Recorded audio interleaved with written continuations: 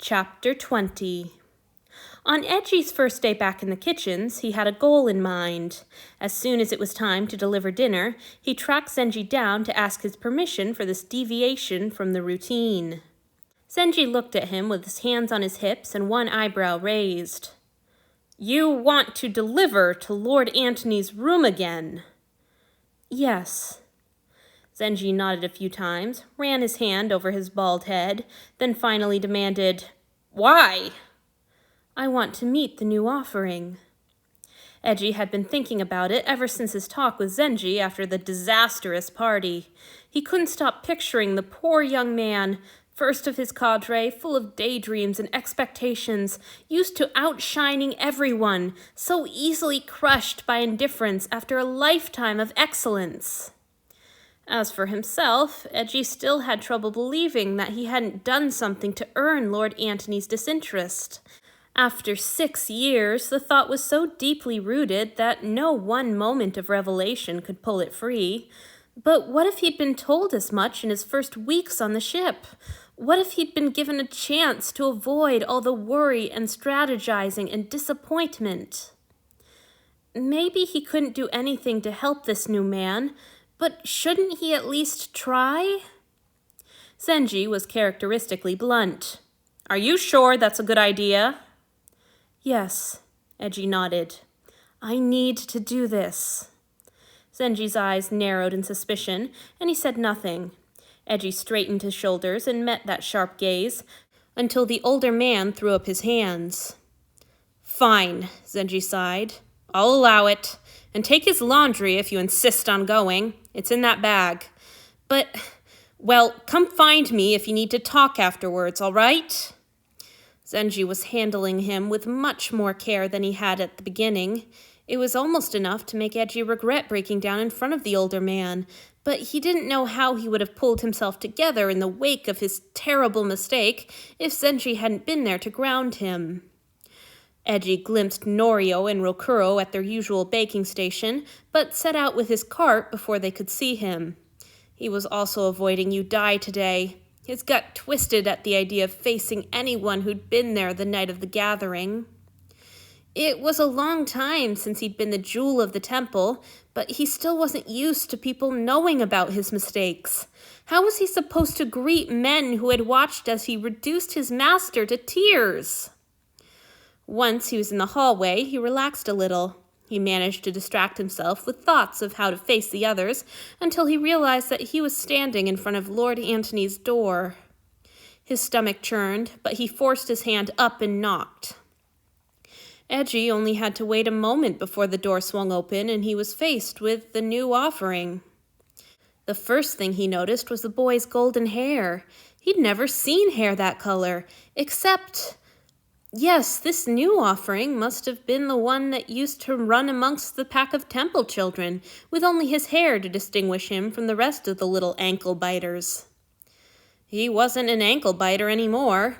He was tall, though not quite as tall as Eiji himself. His face was pleasant enough, but unremarkable except for his large, bright eyes. Unremarkable, at least, until he smiled. That smile was so broad and bright and delighted that Eiji had to blink a few times as though he were clearing sunspots from his eyes. "Hello?" the young man stammered. Of course, Eiji was behaving strangely, standing in the hallway and staring rather than handing over his burdens. He glanced behind the boy to what he could see of the empty sitting room. Was Lord Antony away? He returned his gaze to the new offering. "May I come in? I've brought your dinner and your clean laundry." "Oh, of course!" The young man blushed a little and stepped back so quickly that he nearly slammed into the doorframe. Once he cleared the doorway, Eiji walked in with his burdens. It was so strange to step into that sitting room. The place had been his whole world for 6 years. It looked the same as it always had. His absence hadn't altered the room even the tiniest bit. It gave him an unsteady feeling, like vertigo. It felt unreal, and at the same time, it made everything else feel unreal, as if the last 2 weeks had been a dream, just like last time. Eiji managed to press the laundry bag onto the staring boy and take the few steps into the room to set the tray down on the table. It felt as if he were moving through water. Still, there was one important thing he had to be sure about. "Lord Antony isn't here?" he asked. "No, he isn't." The new offering scrambled to stow the bag, then stood a little too close to Eiji and stared. Maybe his proximity wouldn't have felt so intrusive if it hadn't been for that stare. Those big brown eyes were fixed on him with an uncomfortable level of intensity. Eiji had already received more direct attention over the last 2 weeks than he had in his entire previous life, and this additional scrutiny made him feel terribly exposed. Just as he realized they'd lapsed into an uncomfortable silence, the young man broke it. "What's your name?" "Eiji." Damn, he was bad at this. He'd come here with a mission, a plan, and all it took to rattle him was a familiar room and a 2-franc stare. Why was he so awkward? He couldn't loosen up with Lord Felix, he couldn't face Norio and Rokuro, and he couldn't keep his brain focused long enough to speak to this man. Eiji was opening his mouth to ask the young man his name, but he was cut off by a nervous, stammering voice. You were..." The boy's eyes had gone even wider, which Eiji wouldn't have thought was possible. Distress poured from every line of his face and body. It took Eiji a moment, but he finally understood. The new offering knew his name. The only explanation was that he knew who he had replaced. For just a second, Eji's heart leaped with the thought that Lord Antony had been the one to tell him. He was carried off with dizzy, self-indulgent fantasies of how it might have come about. "No, I want you to wait in that corner, like Eiji used to do. You're getting better at making the bed properly, but not as good as Eiji. Why can't you be more like Eiji?" But then reality crashed back down on him. It hadn't been Lord Antony. Lord Antony didn't even know his name. The young man must have heard it back at the temple, or perhaps Bunta had mentioned him. Zenji had said that Bunta had met the new offering after all. Eji's silly daydreams curdled. "Yes," he said, a little more coldly than he had intended. "I was Lord Antony's personal attendant before you." The young man darted a glance at the dinner tray. "I thought you served Lord Felix now." Eiji would have thought that it would anger him to hear his lord's name on his replacement's lips. He would have expected a flash of possessiveness or defensiveness. Instead, he felt himself relaxing. He was more than Lord Antony's cast-offs. He belonged to Lord Felix. He'd been chosen and kept despite all his failings. Though he hadn't dared even to think it before this moment, was prized. He had no reason to feel inferior before this fresh young man. "Yes," he said, suffused with sudden pride. "I do, but I wanted a work detail as well. My master doesn't mind." The new offering looked down. That's good." "It is good," Eiji agreed. "Lord Felix has been very good to me. He held me, he kissed me, he said so many kind things that it broke my mind. After I made him cry, he comforted me. Really very good to me hardly even began to describe it." "I'm glad," the young man said earnestly, and then another uncomfortable silence descended. How was Eiji supposed to pivot from "my master's wonderful" to "your master's going to ignore you for 6 years"? It would sound like gloating. Hell, it might even be gloating, as mixed up as his feelings had become. He tried to think of some way to broach the topic and failed repeatedly. Eji's plans had all fallen to pieces. He decided that it would be best to try again tomorrow. Maybe by then he would have a little more control over his emotions, a little more ability to focus. "I'll be going," he managed at last. "Good luck to you." The new offering's eyes widened and he held out a hand. "Wait!" Eiji halted and stared at the young man, who stared back as helplessly as if he were the one who was stuck waiting. His face flushed bright red. Not just his face, either, but his ears and neck as well. He opened his mouth, then closed it, then opened it again. I don't, that is... The stammering went on for an excruciatingly long time. Eiji felt nervous sweat prickling his own skin as he tried to decipher the best response.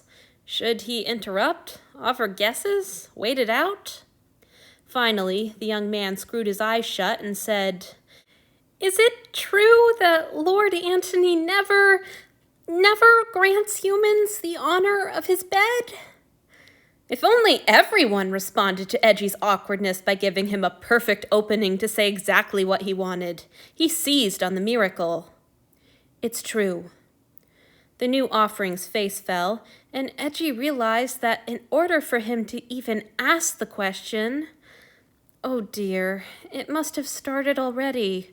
The poor boy must have bored Lord Antony even sooner than Eiji had done. Only 2 weeks, and already he was kneeling in painful silence, those huge, expressive eyes fixed on his master in an agony of confusion. Pity filled Eiji, pushing away all his nerves and pride. He tried to look at the young man as tenderly as Lord Felix would have done, to wrap him up in gentle concern as Eiji had so often been. I know you had grand ideas when he chose you, he told the new offering. It was the same for me, but you need to let go of those. In 6 years, he barely said more to me than raise your head or play some music, would you? And he never once touched me except to feed. The young man's brow furrowed, and Eiji cut himself off. He wanted to keep going, to tell the boy everything he would have needed to hear, to explain that it wasn't his fault and that he just needed to keep his spirits up because afterwards everything would get better. But he couldn't promise that. He'd been so unbelievably fortunate to be claimed by Lord Felix. He couldn't pretend that his successor would have anything like that kind of luck himself. When the boy spoke again, his voice was polite and remote. Thank you for your advice. Eiji understood. It wasn't what the young man had wanted to hear. He would leave him to his thoughts and, perhaps, try again another day. For now, he simply nodded and left. His chest felt strangely light and buoyant as he completed his rounds. True, he hadn't brought welcome news, but by resetting his expectations, he really believed he'd helped that poor young man. How long had it been since he truly helped someone? Had he ever?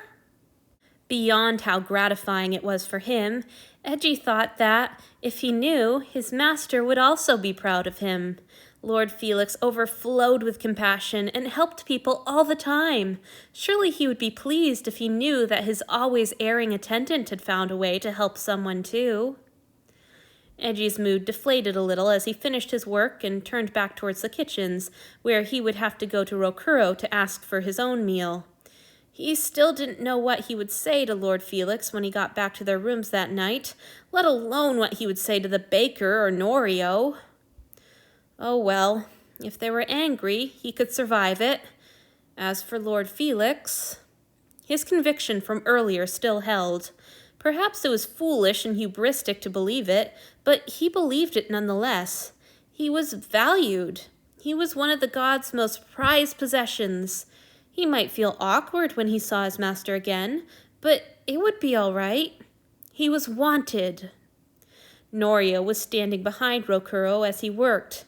The two of them were chatting, but Eiji saw Norio's gaze fixed on the baker's shoulders, watching the muscles move as he kneaded the trough of dough. He tore his eyes away at Eji's approach and smiled, waving. The expression loosened something clenched in Eji's chest, and he felt his own shoulders slumping in relief as he hurried to join them. There you are, Norio greeted. You were off in such a rush earlier, I didn't even see you. Zenji's such a slave driver.